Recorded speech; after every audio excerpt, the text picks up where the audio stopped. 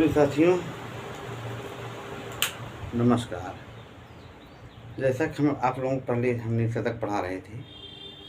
नीति शतक में हम दैव पद्धति 88 श्लोक पढ़ा चुके थे। सोच रहे हैं फिर वही हम 89वां श्लोक आपको आज हम पढ़ा दे रहे हैं। तो इसमें है 89वां श्लोक ये है कि इसमें ये बात बताया गया, इसमें मेरे साथियों हरडी छंद है और इसमें हरडी छंद है और हरडी छंद का जो लक्षण है 6 4 7 पेज होता है। तो इस तरह से प्रिय सख विपदंड घात प्रपात परंपरा परिचय चले चिंता चक्रे निधाय विधि खल मृदमिव बलात् पिंडीकृत्य प्रगल्भ कुलालवद भ्रमयति मनो नो जानीमः किमत्र विधास्यति। कहने का आशय ये है कि इसमें कुल मिला जुला के भाग्य को सर्वश्रेष्ठ माना गया है। दैव पद्धति है ये भाग्य पद्धति। इसमें ये बताया जा रहा है कि प्रिय मित्र, दुष्ट ब्रह्मा ढीठ कुम्हार की भांति मेरे चित्त को माटी का लोदा बनाकर चिंता रूपी चाक पर उसे चढ़ाकर विपत्ति रूपी डंडे की मार से घुमा रहा है। मैं नहीं जानता वह क्या करेगा, कैसी कैसी विपत्ति मुझ पर पड़ेगी, मैं नहीं जानता। कहने का आशय ये है कि जैसे एक कुम्हार होता है तो वो जो उसका आवा होता है जिस पे वो मिट्टी रखता है, तो पहले उसको खूब पीटता है, मतलब खूब अच्छे से गूंथता है मिट्टी को, फिर उसको चाक पे रख के घुमाता है, फिर जो है उसे कुल्हड़ या कोई भी पात्र ऐसा बनाता है जिससे पात्र तैयार करता है खाना बनाने के लिए, खाने के लिए। तो उसमें जो जैसे मिट्टी घड़े है, पानी पीने वाला सुराही, तो इस तरह से तो वही कह रहा है कि भाग्य पद्धति है ये है।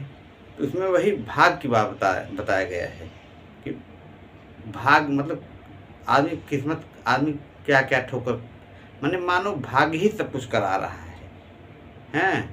दैव पद्धति ये है, भाग्य जो है सब कुछ करा रहा है।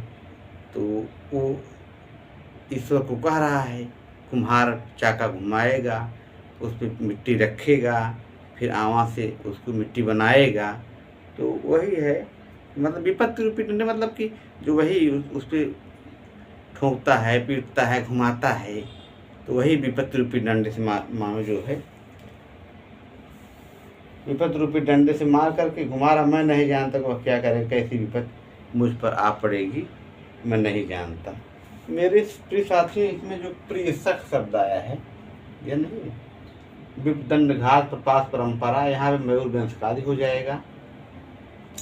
और ये चिंता चक्र में आपका मयूर रूपक समास होगा।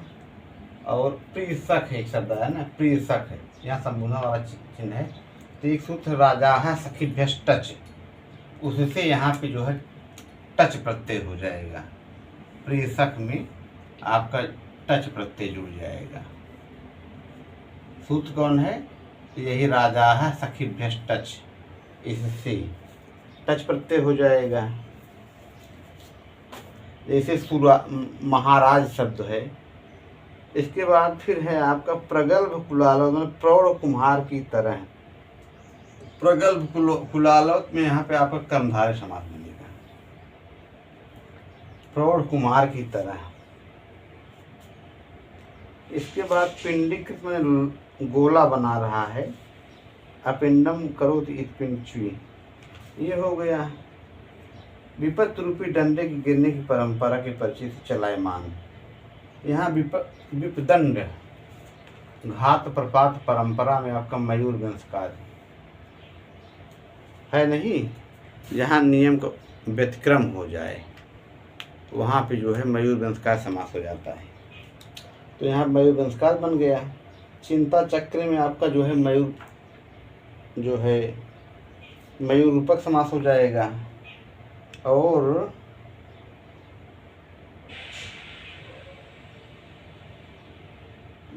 तेषां प्रपाताः में षष्ठी तत्पुरुष।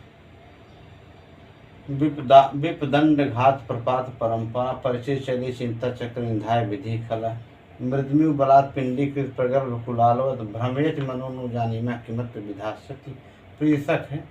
तो यहाँ पे जो है आपका इस तरह से हो गया। अब मेरे साथियों इसके आगे वाला 90वां श्लोक है, इसको भी हम इसी में पढ़ा दे रहे हैं। दो पता चल ही रहा है, 2 श्लोक हो जाएगा। बीरम बीरम बीरम माया सादात माद वसाय तु विपतिमहतां धैर्य ध्वंसम यदि छितुमीहसे ऐजड विधि कल्पा पाए तेन निज क्रम कुल शिखर क्षुद्रा नैते नवाजल राशय। मेरे प्रिय साथियों इसमें ये कहा गया है रे मतिमंद वितुचु रे मतिमंद विधि माने भाग्य जो विपत्ति काल में महापुरुषों का धैर्य नाश देखने की चेष्टा करता है, अपने उस दुष्ट प्रयास को छोड़ो। कल्पांत होने पर भी कुल पर्वत और समुद्र इतने छोटे नहीं होते कि अपनी मर्यादा को लांघ जाए। कहने का मतलब ये है कि जैसे नहीं धीर पुरुष का धैर्य रूपी गुण मिटाया नहीं जा सकता, वही बात इसमें कहा गया है कि हे मतिमंद भाग्य विपत्ति काल में महापुरुषों का धैर्य नाश देखने की चेष्टा करता है। मतलब विपत्ति काल में आप ये देख रहे हो कि महापुरुष धैर्य की परीक्षा कर रहे हो, तो उनको आप नहीं देख पाओगे। इसको छोड़ दो, चूँकि कल्पांत होने पर भी कुल पर्वत और समुद्र इतने छोटे नहीं होते कि अपनी मर्यादा लांघ जाएं। तो यहाँ मेरे साथियों दुरध्यवसायतः दुष्ट चेष्टा वाली, यहाँ पे आपका हो जाएगा बहुब्रीहि समास। आयासात यहाँ जुगुप्सा विराम प्रमादार्थम उपसंख्यानम से आपका हो जाएगा पंचमी पदानी पंचमी लग करके।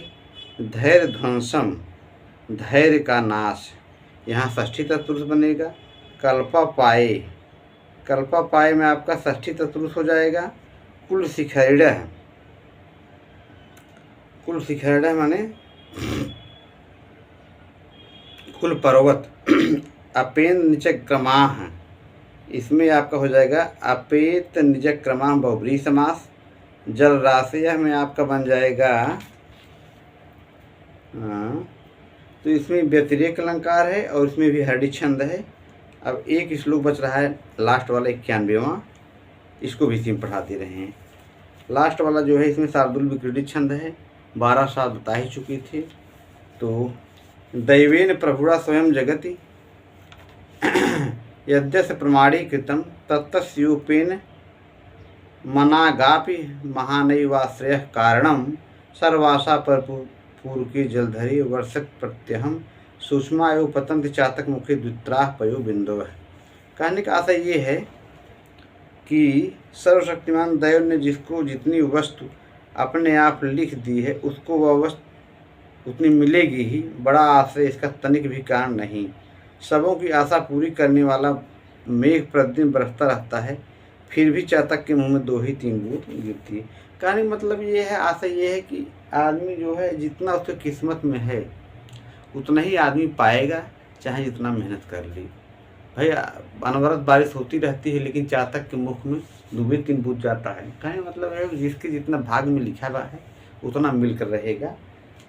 तो भाग पद्धति है ये है। तो यही बात इसमें कहा गया है कि दैव ने जितनी वस्तु अपने आप लिख दी है उसको वस्तु उतनी मिलेगी। अब यहाँ प्रभुड़ा में शक्तिशाली, प्रभुड़ा हो गया शक्तिशाली। प्रभुवत इति प्रभु प्लस डू उड़ादि प्रमाणीकृतम, प्रमाणित किया है अर्थात नियत किया है। उपनमेत सर्वासा परिपूर्वके में आपका यहाँ कर्मधारय समास बन जाएगा।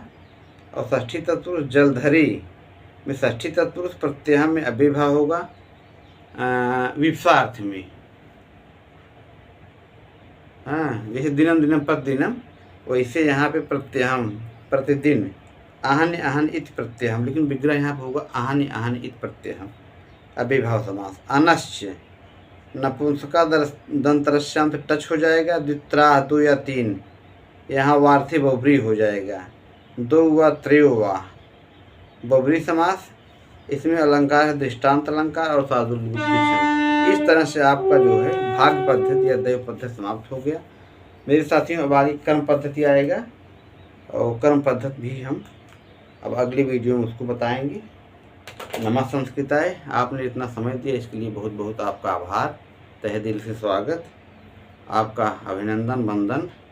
इस तरह से मैं अपनी वाणी को विराम दे रहा हूँ। नमः संस्कृताय। आपका दिन शुभ हो।